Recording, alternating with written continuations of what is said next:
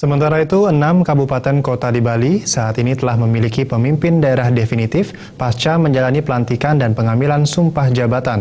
Gubernur Bali Made Makupatika berharap seluruh pemimpin daerah tetap membangun koordinasi dalam menjalankan pembangunan daerah.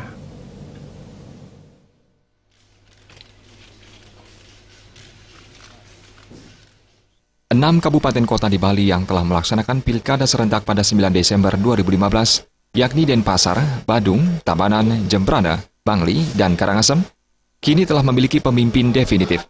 Pelantikan dan pengambilan sumpah jabatan oleh Gubernur Bali berlangsung pada 17 Februari 2016 di Wiswa Sabha Utama Kantor Gubernur Bali. Gubernur Bali Made Makupatika mengatakan, dalam otonomi daerah, bupati wali kota memiliki peran strategis.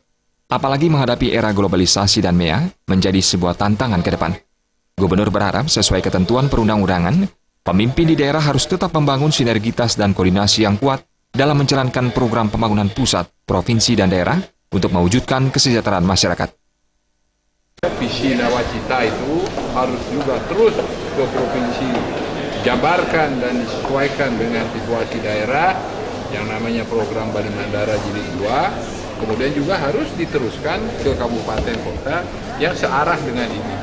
Jadi supaya program-program bisa berjalan dengan baik dan lancar, baik yang diprogramkan oleh pemerintah pusat, provinsi maupun kabupaten. Sehingga dengan demikian tujuan mensejahterakan rakyat itu bisa dikerjakan dengan fokus, sehingga kesejahteraan itu bisa lebih cepat bisa kita capai.